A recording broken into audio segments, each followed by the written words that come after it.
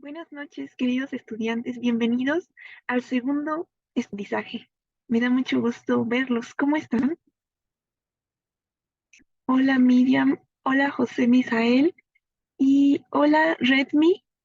Mm, ¿Podrías escribir tu nombre real para contar tu asistencia?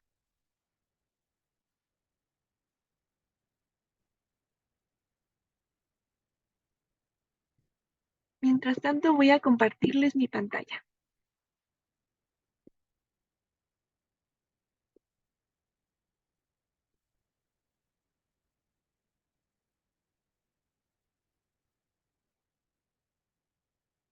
Vamos a ver cuál va a ser nuestro programa para el día de hoy.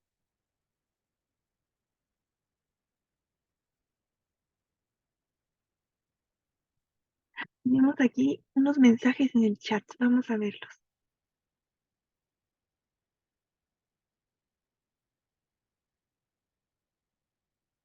Redmi dice, hola, buenas noches a todos, mi nombre es Alonso Torres Hernández. Y Miriam dice, hola, buenas noches. Perfecto, muchas gracias. Ya tenemos aquí los nombres. Entonces, ahora sí vamos a comenzar nuestro programa para el día de hoy.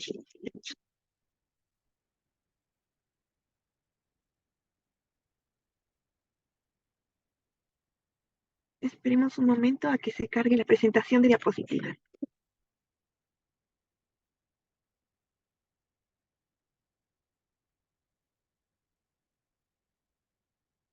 Bueno, mientras se va cargando la presentación de diapositivas, les cuento qué vamos a ver el día de hoy.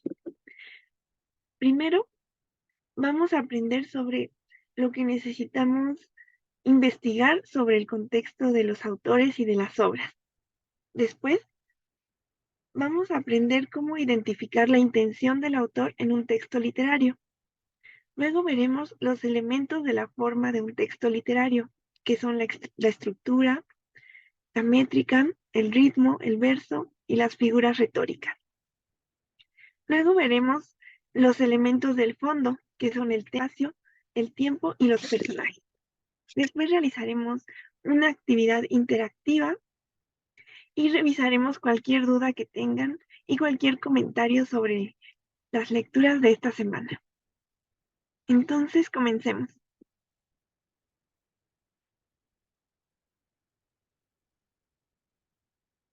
Jacobo dice, buenas noches, asesora y compañeros. Buenas noches, Jacobo. Muy bien, vamos a ver en qué consiste el contexto de las obras literarias. Primero veamos qué es lo que debemos investigar en el contexto del autor. Debemos investigar en qué época vivió el autor, en qué lugar vivió, cómo era la vida en esa época y en ese lugar. ¿Cómo fue la vida de ese autor? ¿Qué lo motivó a escribir? Todo esto lo podemos encontrar en páginas web confiables o en enciclopedias literarias o en algún libro sobre la biografía del autor. Después debemos investigar el contexto sociohistórico y cultural de la obra. ¿En qué consiste esto? Consiste en investigar a qué movimiento literario pertenece la obra literaria, qué acontecimientos históricos sucedieron en esa época. A lo mejor podemos también investigar qué movimientos sociales se desarrollaron y cuáles eran las ideas filosóficas y religiosas de la época. También esto lo podemos encontrar en internet o en una enciclopedia o en un libro especializado en esa obra literaria que estamos investigando. Muy bien, ya que tenemos el contexto, ahora vamos a ver a qué se refiere la intención del autor. La intención del autor es ese propósito que el autor tiene al realizar su texto literario. Tenemos aquí algunas preguntas que nos pueden ayudar a identificar la intención del autor. ¿Qué quiere decirme el autor en este texto? ¿Qué quiere que yo haga al terminar de leer su texto? ¿Qué quiere hacerme pensar o sentir? ¿Quiere influir en mi comportamiento o en el de otras personas? Todo esto podemos identificarlo mediante la lectura cuidadosa de los textos literarios. Es decir, para esta parte no tenemos que investigarlo en internet, sino nosotros mismos pensar qué es lo que probablemente el autor quería comunicarnos.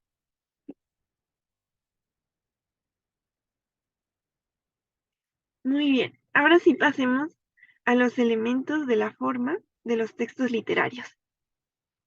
La forma consiste en cómo está escrito el texto literario. Tiene que ver con su estructura, también si es verso o prosa, y con las figuras retóricas. Y en el caso de que se trate del género lírico, también podemos analizar la rima, la métrica y el ritmo, como lo veremos más adelante.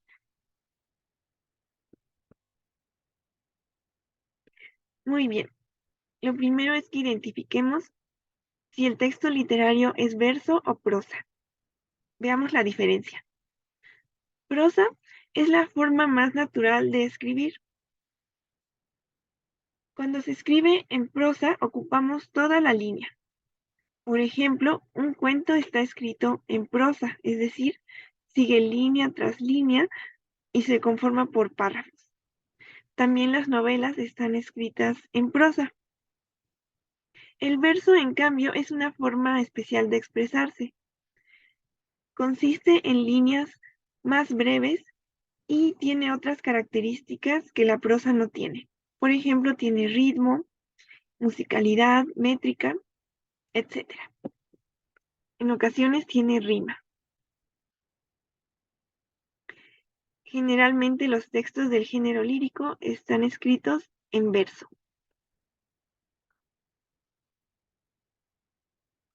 Muy bien. Otra parte de la forma de los textos literarios es la estructura, la cual es diferente para cuento, novela o para poesía o para un texto dramático. Pero aquí vamos a ver la estructura de un cuento. Primero está el planteamiento o la exposición.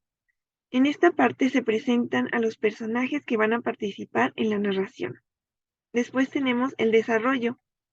En esta parte se escribe sobre los acontecimientos de la narración. Luego tenemos el nudo. Aquí se presenta el problema o la situación más crítica de la historia. Y finalmente tenemos el desenlace,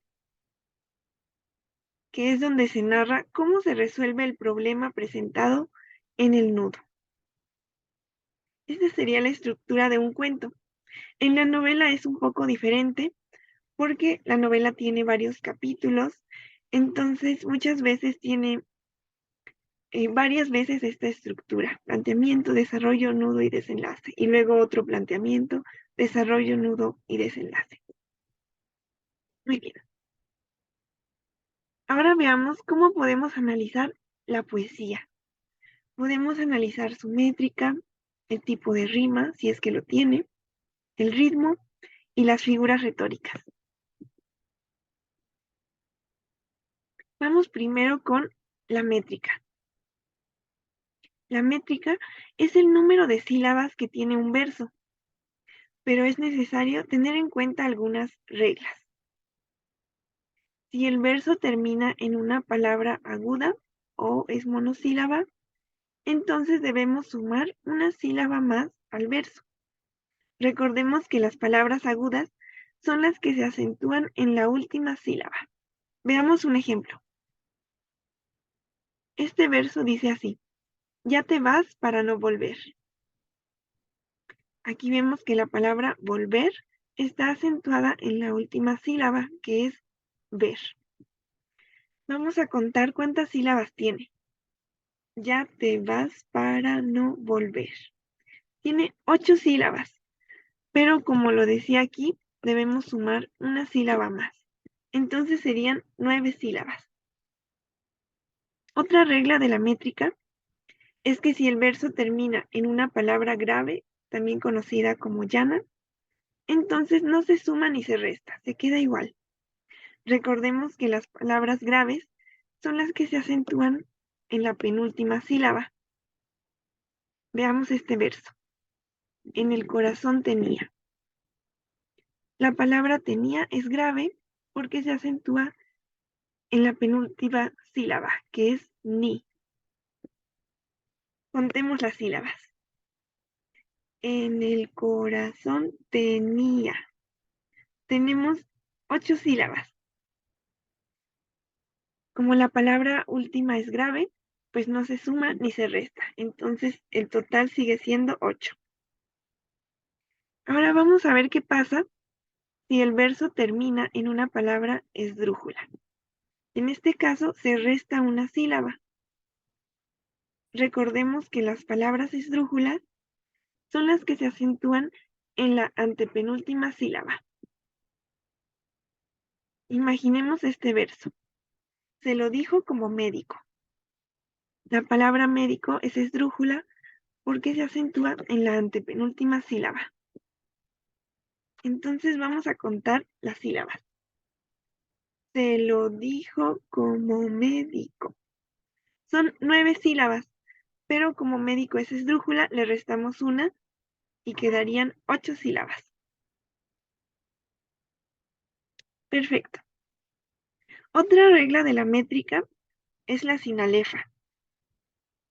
Si una palabra de un verso termina en vocal o i y la siguiente palabra empieza por vocal h o y, estas dos sílabas de las palabras se juntan y se cuentan como una sola sílaba.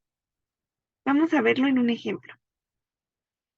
Tenemos el verso que dice, en todo el mar conocido. Vamos a contar las sílabas. En todo el mar conocido. Son 8 sílabas. ¿Por qué? Porque se junta do y el. ¿Por qué? Porque son dos vocales juntas. Esa sería la sinalefa. Muy bien. Ahora vamos a ver los tipos de rima. Existe la rima asonante y la rima consonante. La rima asonante se produce cuando coinciden los sonidos de las vocales en la última sílaba de un verso. Por ejemplo, déjenme pensar. Sí, por ejemplo, razón y amor. Estas dos palabras tienen una rima asonante porque coinciden las vocales, la A y la O. Razón, amor. Ahora vamos a ver una rima consonante. Es aquella donde coinciden tanto las vocales como las consonantes. Pensemos en un ejemplo.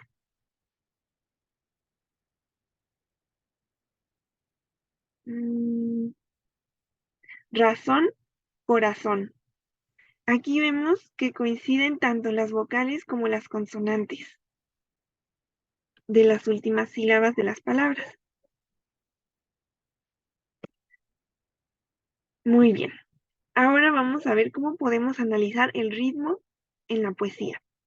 El ritmo es la musicalidad de un verso y también tiene ciertas reglas. Por ejemplo, todo verso simple tiene siempre un acento en la penúltima sílaba y en los versos compuestos, que son más largos, aparece un acento en la penúltima sílaba de cada hemistiquio. El hemistiquio es cada una de las partes en las que se divide un verso largo. Y bueno, tiene muchas otras reglas del ritmo que por ahora no vamos a revisar. Antes de pasar a las figuras retóricas, ¿hay alguna duda hasta ahora?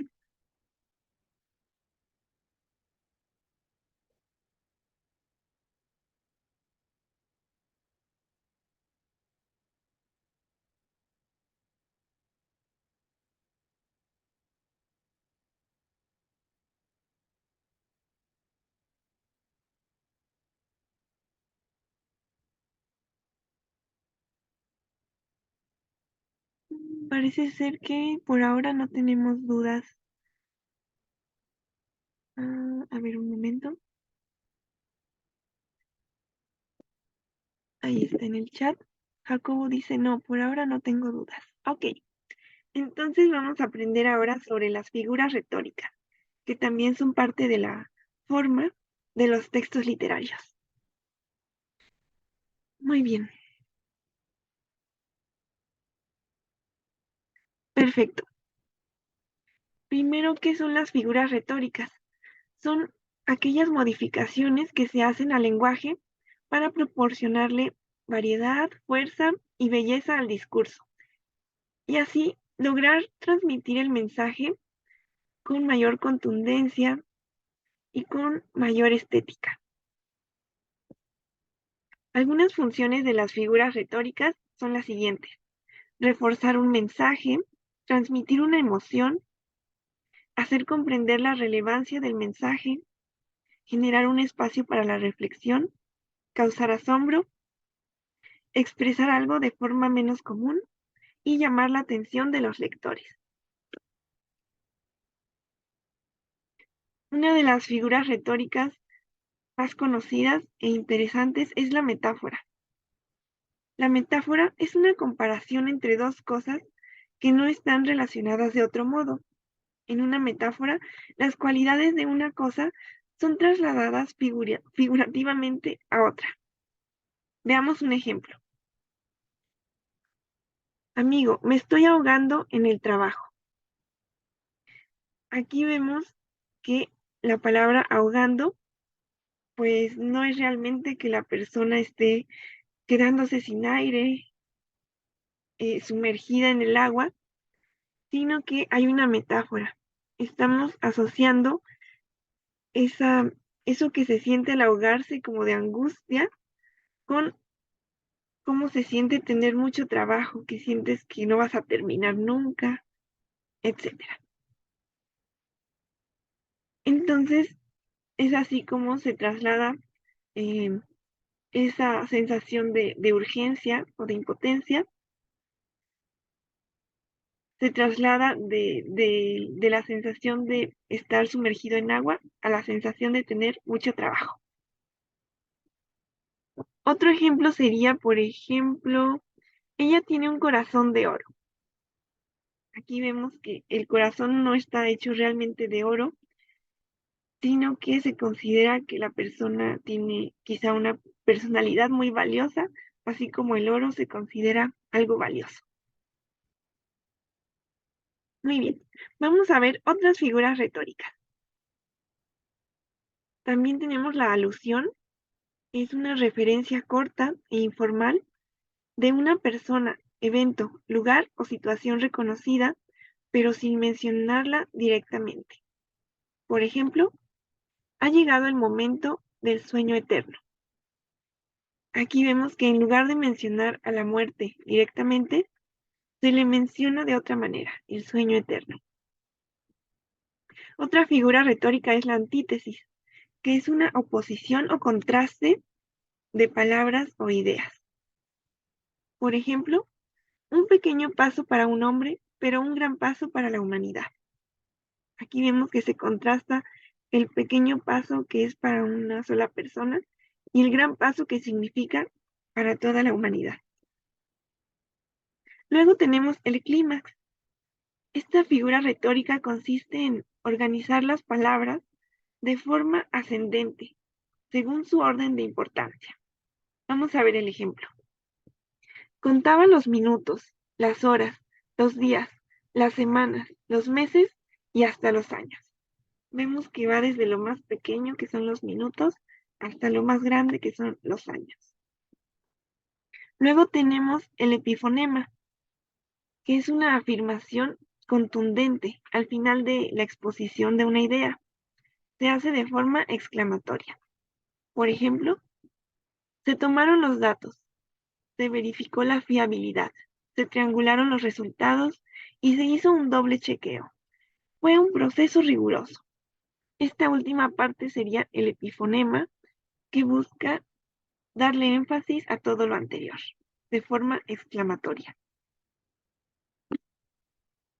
Muy bien, después tenemos el epíteto, que es el uso de un adjetivo que no aporta información adicional sobre el sustantivo. Por ejemplo, Blanca nieve. Sabemos que la nieve es blanca, pero se le pone este adjetivo para darle más énfasis o más belleza. En caso de que sea un texto literario, puede ser para darle más belleza. Y lo mismo sucede con rojo fuego. Otra figura retórica es el eufemismo. Esta es cuando sustituimos una palabra desagradable o tal vez ofensiva por una palabra menos negativa. Por ejemplo, aquí dice, fueron dados de baja. En lugar de decir un asesinato, se trata de decirlo de forma más suave. Y luego tenemos el disfemismo, que es lo contrario. Aquí sustituimos una palabra neutral por una más negativa. Por ejemplo, decimos comida chatarra para enfatizar que es algo dañino, negativo, cuando podríamos usar una expresión más neutral, comida rápida. Muy bien. Otra figura retórica es la exclamación, que consiste en la transmisión de una emoción intensa. Por ejemplo, qué gran pieza la que acabamos de escuchar. Luego tenemos la hipérbole, que es una exageración. Por ejemplo, esta propuesta es la mejor que jamás han escuchado. Después tenemos la interrogación, que es una pregunta que se hace al público o a los lectores, pero de la cual no se espera una respuesta. Es solo para llamar a la reflexión. Por ejemplo, en ocasiones creemos que los bienes materiales son los que nos hacen felices, pero ¿es esta en realidad la fuente de la felicidad? Esta pregunta al final es solo para que los lectores o los oyentes reflexionen al respecto.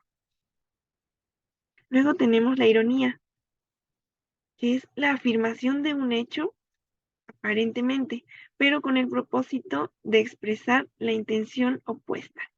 Hay varios tipos de ironía, por ejemplo, el sarcasmo. Y aquí como ejemplo tenemos qué fácil es, cuando en realidad se trata de algo difícil. Luego tenemos el oxímoron, que es cuando se presentan dos expresiones contrarias o incoherentes juntas. Por ejemplo, muertos vivientes. Son palabras contrarias, pero juntas significan, por ejemplo, zombies. Luego tenemos la paradoja, que es una unión de ideas opuestas y contradictorias, que parecen no tener sentido, pero que expresan una idea válida. Por ejemplo, qué lástima que la juventud se pierda en los jóvenes. Luego tenemos la perífrasis, que es cuando nos referimos a un concepto o a una idea, pero sin hacer referencia a esa idea directamente.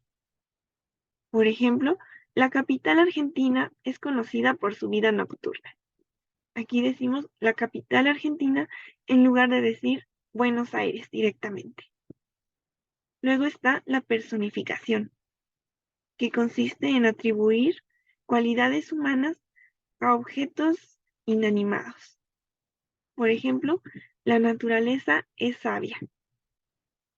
Aquí otorgamos la cualidad de sabiduría a la naturaleza, que no es algo humano.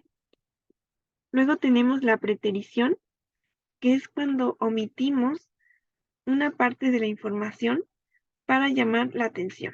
Por ejemplo, y supongo que no es necesario mencionar que apaguen las luces cuando salgan. Aunque está diciendo que no lo va a mencionar, al final pues termina siendo más llamativo lo que no iba a mencionar. Luego tenemos la reticencia, que es cuando hay una oración incompleta como una insinuación, para que el lector se imagine algo. Por ejemplo, si yo te contara, 3 puntos. Muy bien. Sé que fueron muchas figuras retóricas, pero espero tengan ya una idea de cómo se puede modificar el lenguaje en los textos literarios para darle, eh, pues, una cualidad más estética. ¿Tienen alguna pregunta antes de que pasemos al fondo?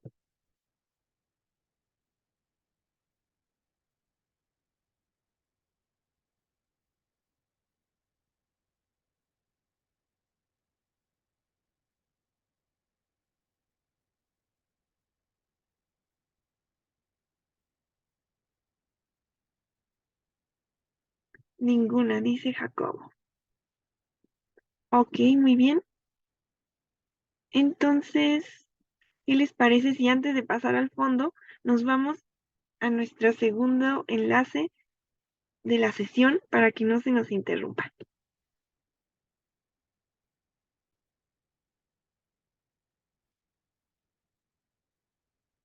Muy bien, nos vemos entonces en la segunda parte, en el segundo enlace.